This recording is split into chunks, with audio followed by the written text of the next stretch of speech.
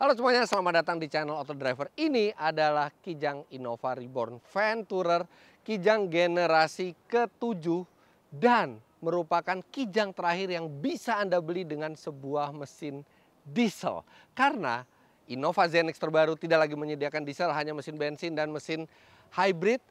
Dan untuk Anda pecinta diesel, inilah Kijang terbaru, Kijang terakhir yang bisa Anda miliki. Dan di video kali ini kami akan kupas segala sesuatu tentang mobil ini, apa saja kelebihannya, apa saja kelemahannya, apa yang harus diperhatikan ketika Anda mau membeli mobil ini dalam keadaan bekas.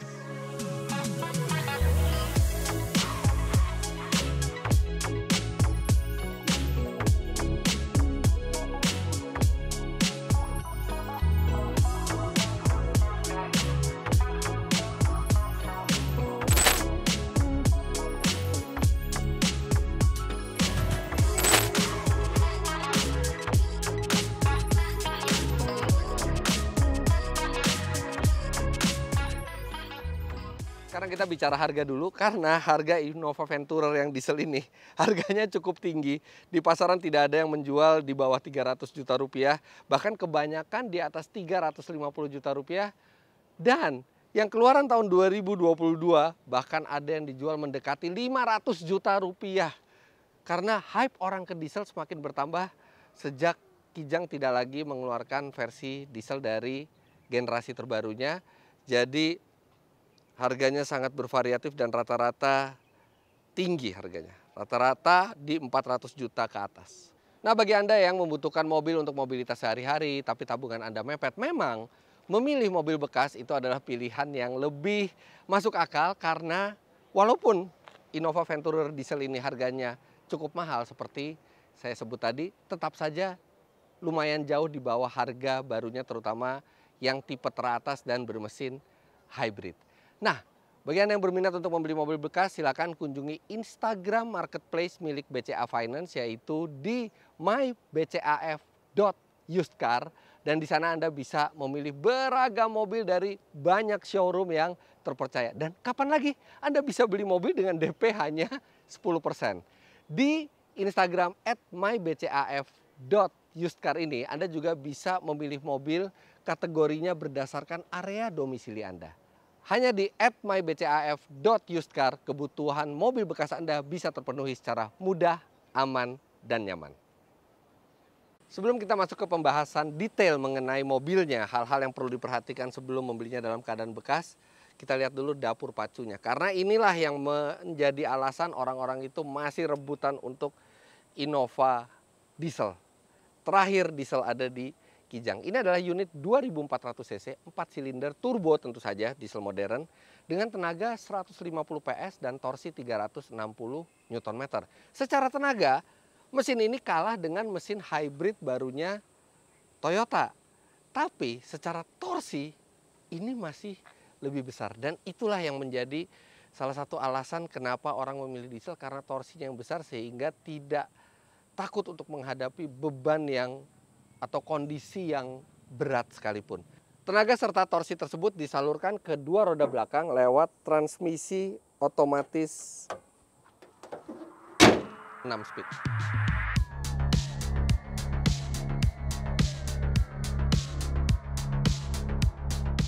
Sekarang kita akan berbicara mengenai kelebihan dari mobil ini yang mungkin cocok dengan kebutuhan Anda. Yang pertama, ini adalah sebuah Toyota, ini adalah sebuah Kijang. Artinya perawatannya sangat mudah dengan ratusan bengkel resmi yang ada di Indonesia. Bahkan bengkel non resmi pun banyak yang berpengalaman untuk merawat sebuah Kijang. Jadi ini adalah mobil yang Anda tidak perlu khawatir di mana merawatnya. Interior dari Kijang ini merupakan tempat yang lega dan praktis.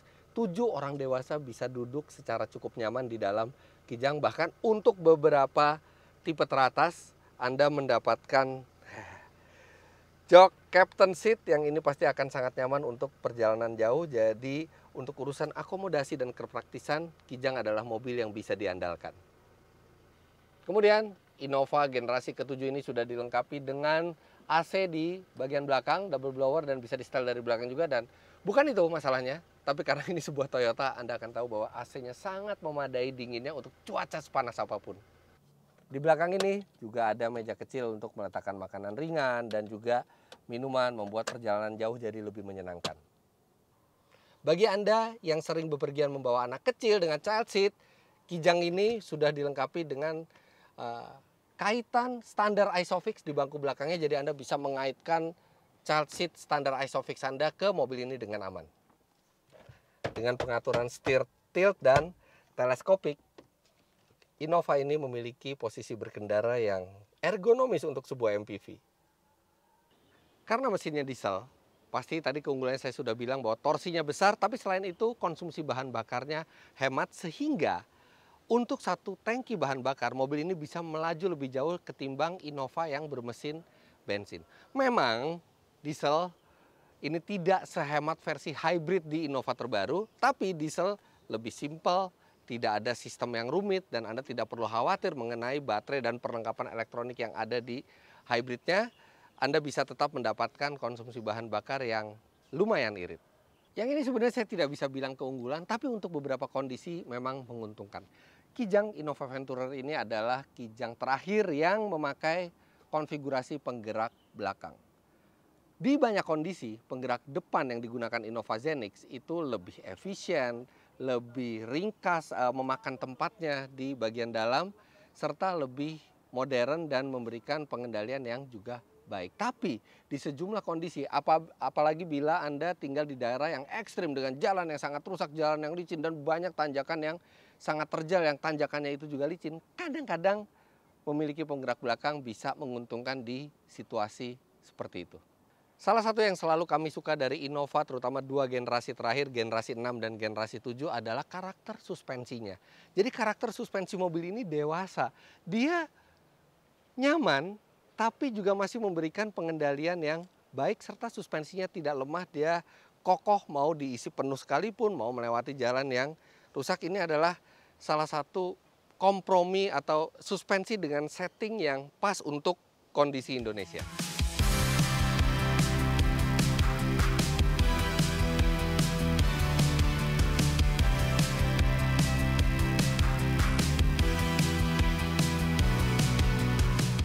Tentu saja tidak semua dari mobil ini adalah kelebihan. Mobil ini juga memiliki beberapa kekurangan yang akan saya sampaikan, dan Anda cek apakah kekurangan ini mengganggu Anda atau tidak. Yang pertama, karena dia bermesin diesel, sudah pasti mengeluarkan suara yang lebih berisik serta getaran yang lebih banyak. Dan di Innova ini juga bukan tergolong diesel yang sangat halus gitu. Anda masih bisa mendengar gemeretak dieselnya, kemudian Anda juga masih bisa merasakan sedikit getarannya. Kemudian mesin diesel yang dipakai oleh Innova ini adalah mesin diesel modern common rail yang membutuhkan bahan bakar diesel berkualitas tinggi.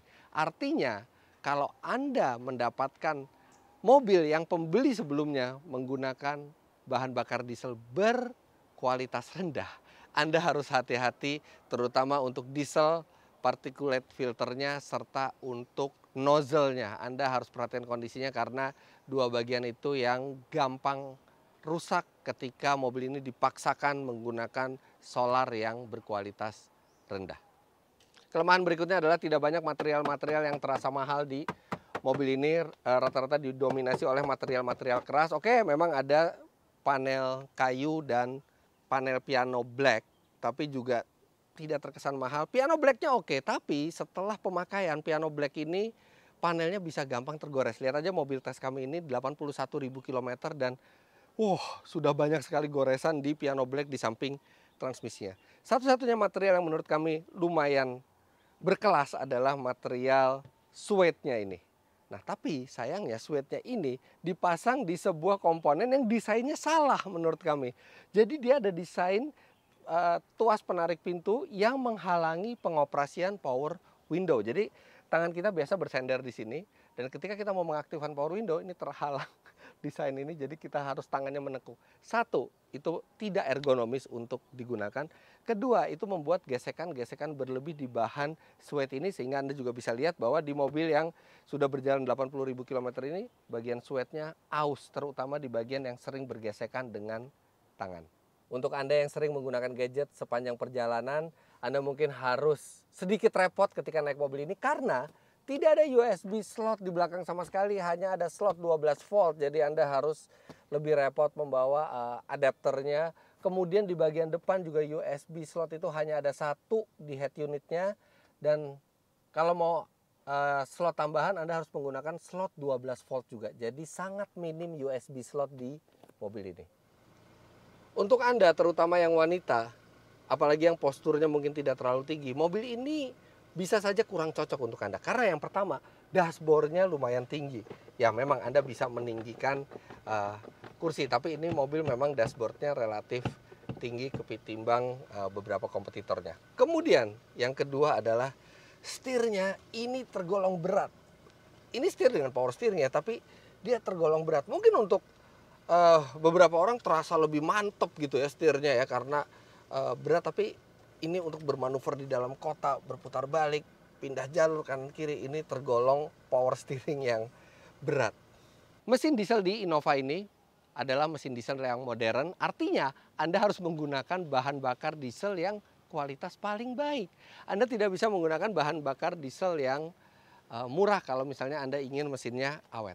Artinya Anda harus membayar lebih banyak dibandingkan mobil bensin karena bahan bakar diesel sekarang jauh lebih mahal dibandingkan bahan bakar bensin oktan tertinggi sekalipun.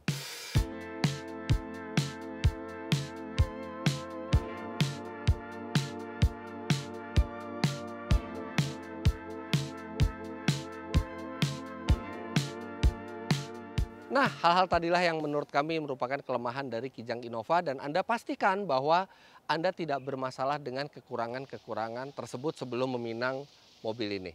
Nah, sekarang kita masuk ke segmen hal-hal yang perlu diperhatikan, masalah-masalah apa yang mungkin terjadi ke Kijang Innova incaran Anda. Well, setelah kami melakukan sejumlah riset, ternyata mobil ini relatively trouble free.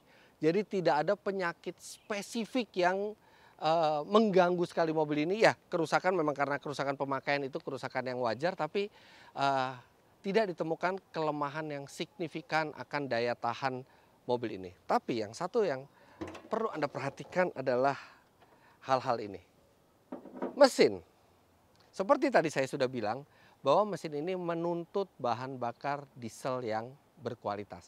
Artinya kalau pemilik sebelumnya memaksakan mobil ini menggunakan bahan bakar diesel dengan kualitas yang rendah, bisa terjadi kerusakan baik di filter bahan bakarnya, bahkan bisa sampai ke nozzle-nya. Dan itu kalau sudah sampai ke nozzle membutuhkan biaya perbaikan yang tidak sedikit. Dan cara mengeceknya sebenarnya gampang-gampang susah gitu ya. Kalau secara awam kita bisa cek dari suaranya dulu, apakah suaranya normal, dieselnya tidak ada bunyi atau getaran tambahan. Kemudian pada saat di test drive dan berakselerasi itu tidak mengeluarkan jelaga hitam. Tapi memang paling baik untuk mengeceknya supaya akurat, Anda bisa bawa ke bengkel resmi Toyota untuk dilakukan pengecekannya, terutama di sistem bahan bakarnya.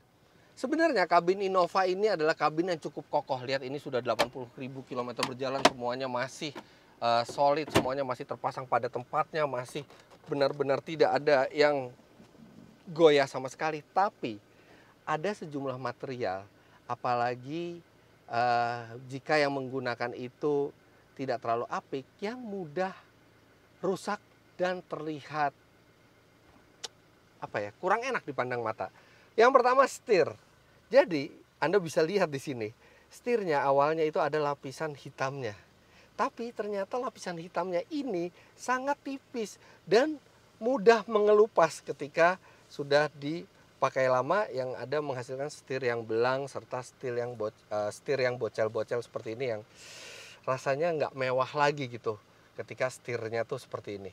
Walaupun untuk panel kayunya ini tidak ada masalah sama sekali, tapi untuk yang di panel kulitnya ini gampang mengelupas lapisan hitamnya. Kemudian yang harus diperhatikan lagi masih di interior itu adalah seperti yang tadi saya bilang, piano black serta bahan suede-nya yang ini juga gampang aus serta gampang tergores. Banyak orang membeli Innova ini sebagai mobil pekerja keras, jadi wajar ketika Toyota meletakkan bahan-bahan yang durability-nya baik, terutama di jok. Lihat ini, joknya belum ada keausan sama sekali, tapi Plafonnya ini berwarna putih dan dari bahan suede juga, dan kalau pemilik sebelumnya itu bukan orang yang apik, maka Anda akan mendapati sejumlah noda-noda di sini. Noda bisa dihilangkan, tapi pastikan ketika Anda memilih Innova incaran Anda, yang pertama jangan sampai ada yang rusak atau bolong atau belel, karena di sini juga di mobil terus kami ini sudah ada yang belel dan kelihatan berbulu seperti itu yang kurang enak dipandang mata. Last but not least adalah pastikan kijang Innova incaran Anda selalu diservis secara proper dan teratur di bengkel resmi. Anda bisa lihat servis rekornya, dan biasanya kalau buku servisnya itu semakin jelek, itu artinya mobilnya semakin sering diservis. Kalau buku servisnya rapi sekali, Anda harus cek, kemungkinan jarang servis ke bengkel resmi, karena bagaimanapun walaupun banyak bengkel yang bisa menangani kijang, tapi tetap bengkel resmilah yang paling tahu bagaimana menangani kijang Innova Anda. Oke, itu adalah sejumlah kelebihan, kelemahan, serta hal-hal yang harus Anda perhatikan sebelum membeli Innova generasi ke-7 ini. Dan sekarang saya akan sampaikan ke Anda bagaimana impresi berkendaranya. Langsung saja kita jalan.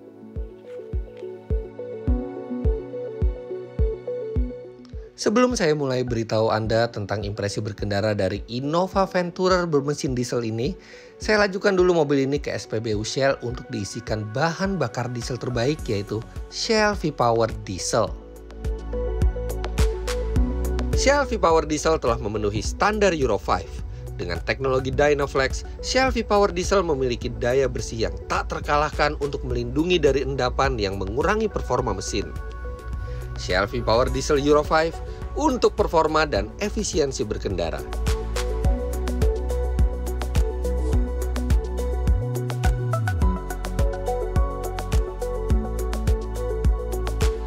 Oke, saya udah isi bahan bakar terbaik untuk mobil ini, Shell V-Power Diesel, dan saya gunakan Shell Go Plus dari aplikasi Shell Asia untuk menambah poinnya. Jadi di sini bisa nambah poin di sini, kemudian bisa ngecek poin di sini. Bahkan kalau ingin menukarkan poin dengan bahan bakar atau lainnya juga bisa dari aplikasi ini. Jadi praktis, nggak perlu bawa kartu lagi, tinggal pakai handphone.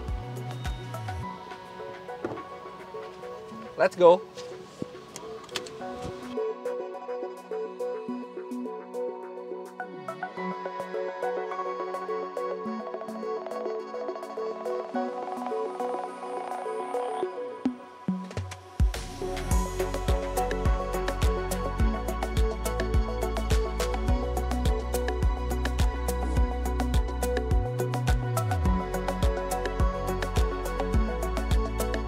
Oke, sekarang saya akan merimain Anda lagi bagaimana rasa sebuah Innova atau kijang generasi ke-7 ini.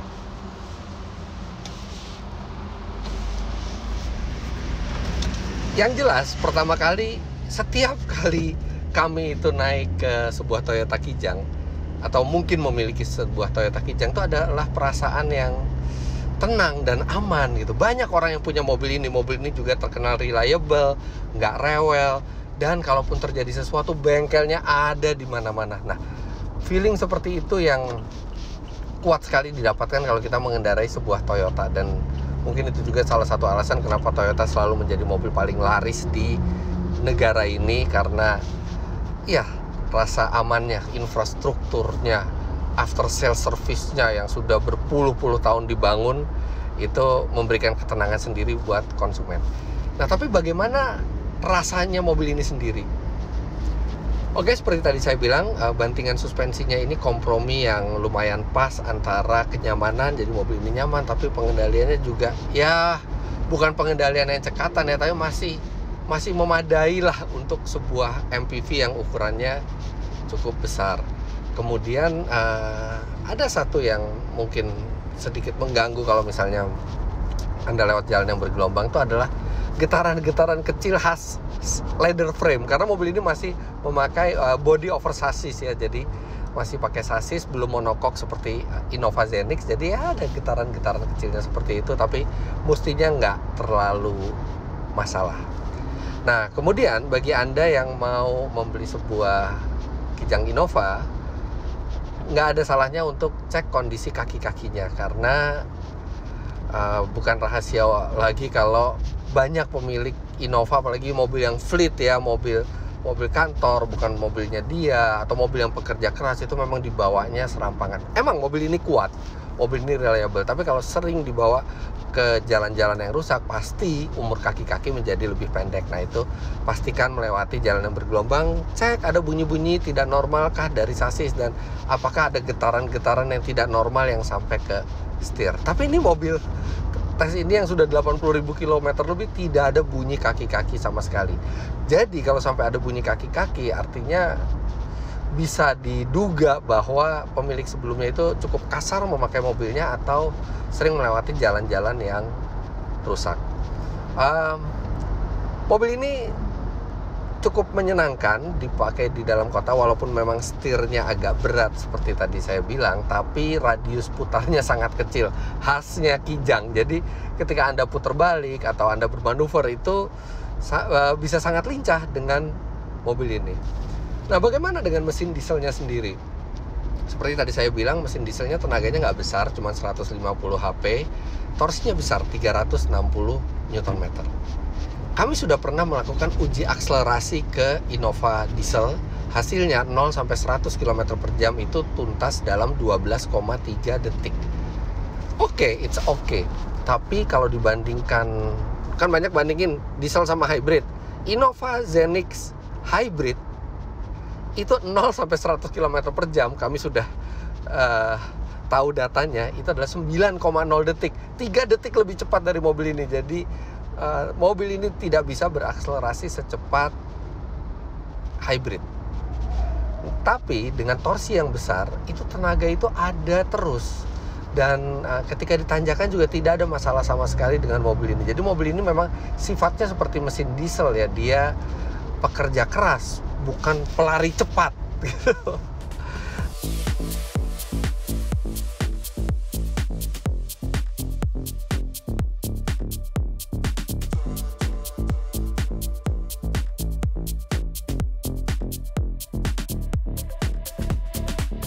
Lantas bagaimana dengan konsumsi bahan bakarnya? Karena itu adalah satu faktor yang mendorong orang membeli Innova diesel.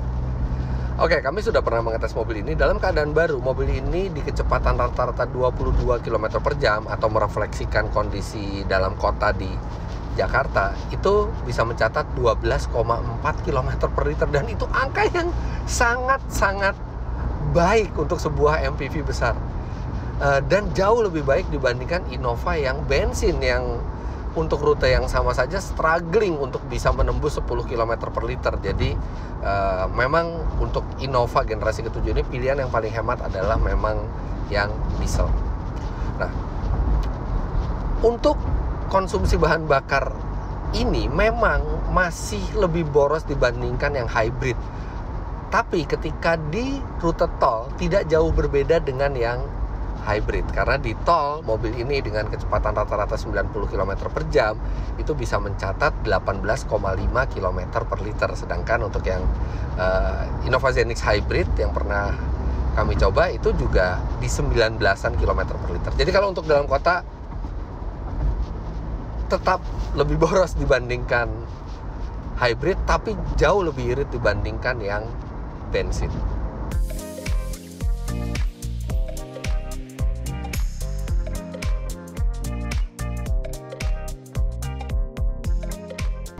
Innova itu bisa dibilang sebuah mobil yang all-rounder, dipakai di dalam kota masih cukup lincah dengan radius putar yang kecil, dipakai di berbagai kontur jalan juga tenaganya cukup, kemudian dipakai perjalanan jauh juga cukup stabil dan nyaman. Nggak heran mobil ini sangat populer di Indonesia. Apalagi di generasi ini juga posisi menyetirnya sudah ergonomis, bantingannya juga sudah enak.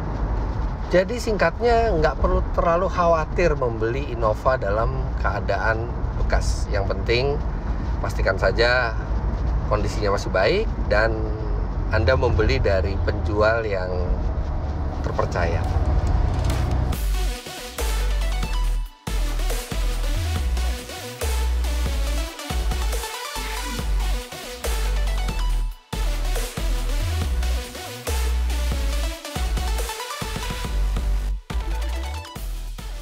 Oke, jadi apakah diesel masih menarik perhatian Anda? Atau mungkin Anda lebih baik pindah langsung ke hybrid? Itu semua pilihannya tergantung dengan kebutuhan Anda. Tapi semoga informasi yang kami sampaikan bermanfaat di video kali ini. Jangan lupa Anda klik like bila menyukai videonya, komentar di bawah, dan subscribe ke channel Autodriver jika Anda belum. Main-main ke website kami di www.autodriver.com serta download aplikasi kami Autodriver di Google Play Store. Terima kasih banyak Anda sudah menyaksikan. Sampai jumpa di video selanjutnya. Bye-bye.